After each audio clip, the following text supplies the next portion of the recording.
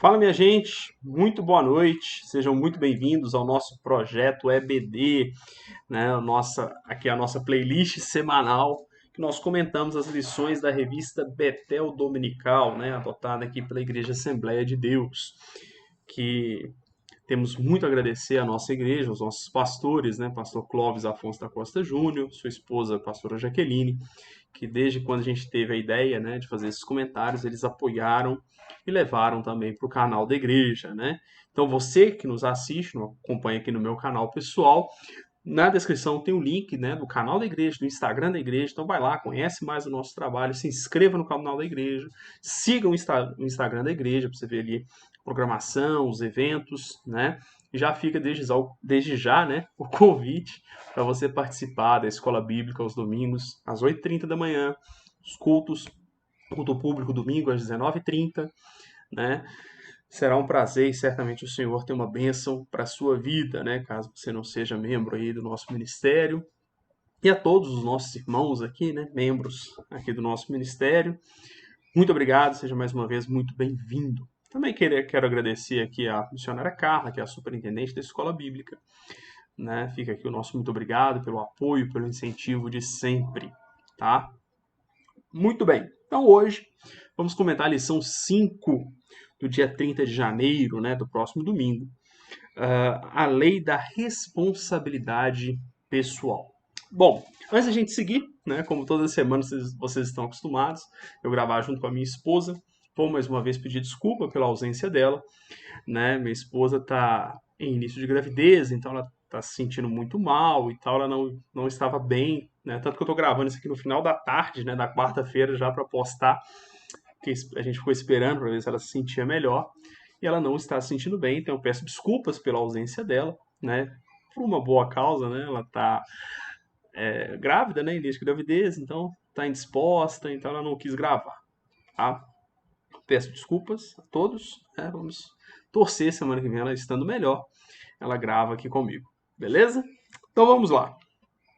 A lei da responsabilidade pessoal. O texto áureo está em Ezequiel, capítulo 18, versículo 4. Lembrando que nós estamos estudando o livro de Ezequiel, suas profecias, o ensino. Já vimos, né, a relação do juízo do Senhor ali sobre o povo, como que o Senhor trata. Vou destacar aqui, né, que o Senhor trata a execução do juízo, mas a promessa da redenção, a gente tem que ter sempre isso em mente, né? E hoje nós vamos tratar da responsabilidade pessoal de cada um, né? Dentro desse processo aí, né, de ação do Senhor. Amém? Então vamos lá. O texto áureo diz assim: Eis que todas as almas são minhas, como a alma do Pai, também a alma do Filho é minha. A alma que pecar, essa morrerá. Olha o que a verdade aplicada nos traz, né, da revista. Deus deseja a salvação de todos, porém cada ser humano tem a responsabilidade de se arrepender para que seja salvo. Gente, esse texto aqui, né, talvez alguns vão se perguntar assim, mas e a maldição hereditária lá de Êxodo capítulo 20, né? Olha só o que diz, Êxodo capítulo 20, versículos 5 e 6. Não adorarás, nem lhes darás culto. Né? O mandamento anterior é o não farás para ti imagem de escultura. Né? Êxodo 20 está ali os 10 mandamentos. Porque eu sou o Senhor teu Deus, Deus zeloso, que visita a iniquidade dos pais nos filhos até a terceira e quarta geração daqueles que me aborrecem. E faço misericórdia até 1000 gerações daqueles que amam e guardam os meus mandamentos. Então tenha em mente o seguinte, quando Ezequiel traz esse texto, que o Espírito Santo leva ele a falar dessa maneira, não é que ele está sendo contraditório ao que está escrito em Êxodo, né, ali pela pena de Moisés. Não tem nada de contradição. Ele apenas traz, então, a modulação, a compreensão dessa questão do Senhor visitar a maldade dos pais nos filhos. Na verdade, esse visitar a maldade não é que o Senhor vai julgar o filho de acordo com os erros dos pais, mas existe uma tendência psicológica do filho imitar os pais, né? Então existe uma questão que toda a humanidade está debaixo do pecado, debaixo do juízo, né? Então o pecado do pai, a tendência é que ele seja imitado pelos filhos, ok? Não necessariamente será, mas pode ser, né? E também o seguinte, né? o pai que serve a Deus, é o que está no versículo 6, faço misericórdia, e ele efetivamente, submisso a Deus, transmite o temor do Senhor, ensina, a tendência é que o filho também receba a bênção do Senhor. Tá? Então é só essa questão de tendência. Agora, o texto em Ezequiel que nós acabamos de ler, ele já fala exatamente da responsabilidade mediante a salvação. Salvação na Bíblia é pessoal. Tá? O pai não pode salvar os filhos, nem os filhos salvar o pai. Sequer o marido ou a esposa. Paulo deixa isso claro quando ele fala do relacionamento conjugal. Né? Não há essa extensão de salvação por parentesco, né? Por relação genética. Não tem. Né? Não existe isso. Né? Então, cada um é responsável por si perante o Senhor. Ok? Muito bem. Tendo feito, né, esse esclarecimento, vamos então para o primeiro tópico, a responsabilidade pessoal de cada um. Né? E aí ele começa dizendo sobre a tendência humana de transferir responsabilidade. E o comentarista ele lembra que desde o Gênesis, né, Adão e Eva tentaram transferir essa responsabilidade. O Senhor chamou a atenção de Adão e falou, olha, foi Eva que me deu do fruto. Chamou a atenção de Eva, olha, foi a serpente. Né? E aí é importante, olha só o que ele diz, que nós vemos a tendência, né, de transferirmos, sempre olhar a atitude do outro, mas é importante entender o seguinte, que efetivamente pode haver fatores externos que influenciem nossas decisões, nossas atitudes. Contudo, sempre somos responsáveis pelas nossas escolhas. Né? Um discurso muito comum hoje, né, é do criminoso, né, que viveu em meio àquela violência toda e ele não pode ser condenado por isso. Isso não existe. Tá? Isso não existe. A escolha é sempre de cada um. E assim é o pecado. Tá? Assim é o pecado. Nós sabemos o que é certo e o que é errado. Lá em Gênesis capítulo 4, se não me engano, o Senhor fala com Caim, Caim, o teu pecado é contra ti, cabe a você dominá-lo. Portanto, por mais que tenha inúmeras circunstâncias à nossa volta, nós somos responsáveis. O comentarista ele usa a seguinte expressão: somos agentes portadores responsáveis da imagem de Deus. Olha que interessante. Ou seja, o nosso dever, a nossa obrigação, a nossa responsabilidade moral vem exatamente da nossa imagem e semelhança de Deus. Nós temos capacidade de escolha, nós temos uma certa capacidade de discernimento. Ok? Então, sempre somos responsáveis pelas nossas escolhas. Ok? Muito bem. E em seguida, ele vai falar exatamente isso, 1.2, dessa capacidade de escolha. Então não adianta eu querer transferir a minha culpa, porque ela é pessoal, assim como a salvação é pessoal, a culpa também é pessoal. Né? Ele vai até dizer assim, o ser humano possui a faculdade intelectual e volitiva que lhe permite raciocinar, pensar, decidir. Meio redundante, mas enfim, ele só quis enfatizar, né? Evidentemente que o pecado também atingiu esta capacidade humana. Porém, a Bíblia revela que a pessoa não perdeu de todo essa faculdade. Ou seja, embora esteja manchado pelo pecado e o homem morto em seus delitos e pecados, ele realmente não enxerga a gravidade do pecado, ele tem uma capacidade de saber o que é certo e o que é errado. Entenderam? Tudo bem que ele não tem a capacidade de se auto-salvar. Isso é verdade. Okay? A nossa escolha para a salvação ela passa a partir do momento que nós somos alcançados pela graça. Né? Não é simplesmente isso. Mas aqui a responsabilidade é daquele que já é salvo. Tá? Nós estamos tratando da responsabilidade daquele que já é salvo. Daquele que entendeu ou pelo menos tem conhecimento de que Cristo morreu na cruz pelos nossos pecados, que há um Deus santo, que revelou o seu caráter nas Escrituras, e que eu tenho a responsabilidade moral de me submeter a esse Deus santo, de me submeter aos seus mandamentos, ok? Então nós estamos falando da responsabilidade daquele que já é salvo, tá bom? É interessante, eu estou lendo um livro com o pessoal aqui da igreja, né?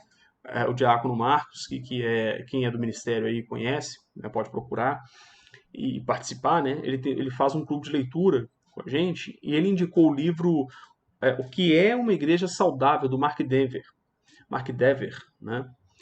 E ele fala que a diferença entre o salvo e o não salvo não é o pecar e o não pecar. É porque o salvo também vai falhar, né? Mas o salvo, ele peca, mas ele permanece do lado de Deus. Ele sabe que pecou e vai suplicar a Deus que o ajude a se santificar. Que o ensine o bom caminho, como fez Davi no Salmo 51. Né? Cria em mim, ó Deus, um coração puro, renova em mim o espírito reto. Né? E aí, o não salvo, ele fica do lado do pecado. Ele até conhece Deus, mas ele tem prazer em pecar, ele quer permanecer no pecado. Ele abraça o pecado, ele não quer sair dali. Né? Essa é a diferença do salvo e do não salvo. Né? Interessante essa colocação dele, eu achei bem interessante. Em seguida, no 1.3, ele vai dizer o seguinte: a culpa coletiva não exclui a culpa individual. Ou seja, o fato de outras pessoas fazerem a mesma coisa, terem a mesma postura, pensarem assim, não exclui a responsabilidade pessoal. Ah, mas todo mundo faz isso. Ah, todo mundo fala assim. Todo mundo usa esse tipo de roupa. Todo mundo está fazendo. Mas a sua responsabilidade ela é pessoal. Você quer um ponto polêmico? Vamos pegar um ponto polêmico para eu tentar explicar aqui para você. Ah, porque todo mundo faz tatuagem. Beleza, todo mundo faz tatuagem. Ok, a nossa igreja ela tem uma certa resistência com isso. Tá tudo certo. Agora, algo que mesmo irmãos reformados que defendem que não é pecado nem nada e tal, tá tudo certo, eles vão concordar comigo que se você faz uma tatuagem por rebeldia, por desobediência a seus pais, se você faz para afrontar o ministério, se você faz para afrontar a igreja, você está em pecado, porque você está desobedecendo a orientação de Paulo na carta aos Romanos, né? Como é que é? A fé que tem para ti, mas se tem dúvida já está condenado, né? Vós que sois fortes, suporteis a fraqueza dos fracos. Eu não vou entrar no mérito aqui, quem é fraco, quem é forte ali não, tá? Mas ali em Romanos capítulo 14, isso que eu citei é Romanos 14. Mas é que você precisa buscar o bem do outro e não o seu próprio bem, né? Então se você faz com o intuito de mostrar que você é mais conhecedor da palavra, é mais espiritual e não está preso a tradições, você está em pecado. Isso aí qualquer um vai concordar comigo. Porque você está ferindo o princípio de agir com amor pelo seu próximo. Entendeu? Então, todo mundo faz. Mas por que você está fazendo? A responsabilidade ela é sempre pessoal. Ela é sempre pessoal. Entenderam? Então, se eu faço algo por vaidade na minha posição de professor e escandalizo, eu sou responsável por isso. E aí, o que eu preciso deixar aqui para vocês é o seguinte: é a nossa postura que conta. É o meu comportamento diante do Senhor. Entendeu? Então, mesmo que a conduta seja ali normal, a minha postura diante daquilo é relevante. E o Senhor olha para isso. Ok? Então, o erro coletivo, a normalização do erro, não justifica que eu participe daquele erro. Tá bom? Muito bem. Aí vai para o segundo tópico, a responsabilidade de ser diferente.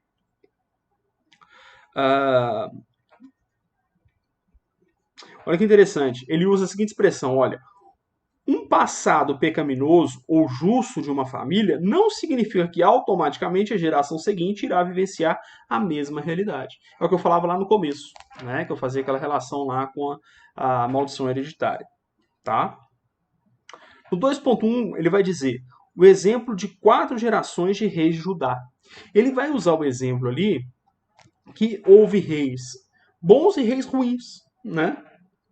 Ou seja, alguns reis seguiram os passos dos pais, outros não. Inclusive, tem reis, eu não vou me lembrar aqui agora se é Josafá. acho que é Josafá, e fala assim, olha, e ele fez o que era reto aos olhos do Senhor, como fez seu pai Davi. Olha que interessante. Ele não é filho direto de Davi, ele é descendente de Davi, mas ele não é filho direto de Davi, né? Mas ali é duas coisas, né? Uma que é a questão da hereditariedade. Então, por exemplo, Jesus, filho de Davi, né? Então, só de ser hereditário, filhos de Abraão, né? Tem essa questão hereditária. E também o fato de que era ali na escala o rei que tinha sido fiel a Deus, né? Então, você tem ali uma geração de reis desobedientes, então ele compara a obediência dele a Davi. Então, perceba que a geração, a hereditariedade não pode ser determinante. Então, se você tem maus exemplos, más influências na sua família, isso não justifica você viver pecaminosamente. Esse é o ponto. Você tem a responsabilidade de obedecer a Deus uma vez que você conhece a palavra de Deus. Amém? Muito bem. 2.2. O valor da conversão. Olha que interessante. O comentarista usa a seguinte expressão: converter no hebraico é um termo usado para expressar, entre outros significados, mudança de reações, atitudes e sentimentos. Né? E no grego é a mesma coisa, vai usar metanoia. Né? Metanoia é mudança da mente. Né? E realmente a conversão ela tem que se dar uma mudança completa, tá? De sentimentos, de pensamento e de atitude. Né? Já comentei isso aqui, que a fé ela afeta o nosso intelecto, as nossas emoções e os nossos sentimentos. Tá, perdão, emoção e sentimento é a mesma coisa, né? E a nossa atitude, tá? Então é uma mudança por inteiro, ok? A fé, a conversão é uma mudança na nossa percepção de mundo, na nossa visão da realidade, no nosso relacionamento com a realidade, ok? Então a conversão ela é necessária. De novo, tudo isso que a gente está falando de responsabilidade, nós estamos falando para aquele que já é convertido, ok? É óbvio que, Marcelo, mas tem falsos convertidos. Óbvio. Tem pessoas que estão na igreja, obedecem às instruções só para fazer média, para se mostrar para os irmãos, para se mostrar para o ministério, para alçar algum cargo e assim por diante. Né? Esses aí o Senhor vai tratar, não cabe a nós ficar aqui falando. Mas nós estamos falando da responsabilidade pessoal daqueles que já são salvos, ok? E esses conhecem a palavra de Deus e serão cobrados na sua responsabilidade. E nós obedecemos não por um peso, não por, ai, nossa, eu tenho que fazer isso, ai, eu tenho que deixar de fazer aquilo, não, só porque eu sou crente, só porque eu vou na igreja e tal. Não, aquele que é convertido, ele ama. Ele ama aquele que o amou primeiro. Ou seja, nós amamos ao Senhor que nos amou primeiro, entregando Jesus na cruz do Calvário. Amém? Muito bem, vamos seguir então. 2.3. A relevância da resposta humana para Deus. Olha só o que o comentarista diz. Tal postura do povo também era realidade no tempo de Ezequiel.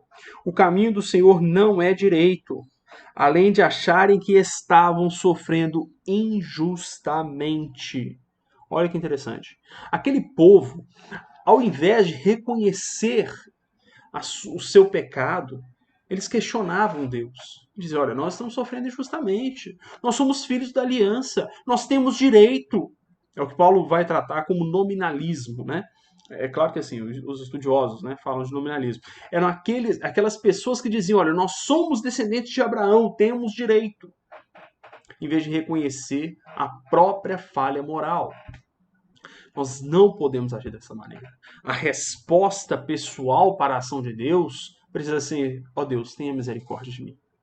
Sou pobre e necessitado. Essa é a grande resposta à ação salvadora de Deus. Nós nos submetemos falando, Senhor, tem misericórdia. Amém? Terceiro ponto. Deus quer que todos sejam salvos. É claro que aqui nós sabemos que há a posição dos nossos irmãos calvinistas, né, que entendem que não, a salvação é só para alguns eleitos. Nós não entendemos assim, tá? Nós seguimos a ideia de que o Senhor, existem textos, né, de Paulo para Timóteo que fala que Deus quer salvar a todos. Em 1 Pedro capítulo 3 diz, não querendo que alguns se percam, mas que todos venham ao conhecimento da verdade. Ok? Quando fala que Deus amou o mundo, aquele mundo ali é a completude, né? Até os nossos irmãos calvinistas aceitam isso. O mundo está falando de toda a humanidade, ok? Então nós seguimos a postura de que sim, Deus deseja salvar a todos, ok? Muito bem. E aí no primeiro tópico ele fala, olha, o desejo de Deus em salvar não anula o juízo. Isso é interessante. A mensagem que proclama vida para o crente é a mesma que proclama condenação para o desobediente. É a espada de dois fios, né? É a espada de dois gumes que penetra na divisão da alma. Ela é apta para discernir todos os intentos. Ela é apta para discernir as intenções do coração. Ela traz a vida e a redenção, mas ela também traz o juízo. Tá? O Deus a quem servimos é um Deus justo e ao mesmo tempo amoroso. Ok? O amor de Deus se manifesta também na condenação. Eu acho que eu já falei aqui. Se eu não falei, que eu falei no Carregando a Cruz, que eu coloco no meu canal toda terça-feira. Né? O amor de Deus se manifesta na condenação, porque um Deus amoroso precisa condenar aquilo que é pecaminoso. Ok? 3.2. Cada um é responsável por seus atos diante de Deus. Tal certeza deve despertar em cada discípulo de Cristo um autoexame, sempre à luz da palavra de Deus. É a palavra, não é o seu achismo que vai determinar as coisas, aí, o que está errado, o que não está. É conhecer a palavra, é conhecer os ensinos, é conhecer os mandamentos, os princípios do Senhor, que vai determinar o que está certo e o que está errado. Por isso que Paulo fala, Paulo não, Davi, né? Sonda-me e vê se há algum caminho mau em mim. Então nós precisamos todos os dias pedir ao Senhor, Senhor, mostra aquilo que está errado, transforma, me dê um coração puro, renova o espírito reto, a mesma oração de Davi. Por fim, 3.3, a palavra de Deus como referência segura. O comentarista diz, nossa segurança está na palavra de Deus e não em achismos humanos ou naquilo que a maioria diz. É o que eu acabei de falar. Tá? Se a palavra de Deus é o gabarito para saber em que eu estou errado, ela também é a firmeza, a firme doutrina que garante a minha salvação, não pelo meu mérito, mas pelo sacrifício do meu Salvador na cruz do Calvário. Amém? Confiando nele, confessando as minhas falhas, me curvando a ele, e que eu tenha certeza de que ele sofreu o juízo por mim. Então eu serei participante da sua herança de vida eterna. Amém? A conclusão diz assim: é preciso que perseveremos nos caminhos do Senhor e nos submetamos ao que Deus revelou nas Escrituras e anunciemos a todos para que aproveitem as oportunidades que Ele, em sua graça, tem proporcionado ao ser humano. Amém? Que Deus abençoe, que você seja participante dessa salvação, submisso ao nosso Senhor e Salvador Jesus Cristo e que Ele possa cada dia conduzir a sua vida para a salvação eterna. Que Deus abençoe, até a próxima, um grande abraço.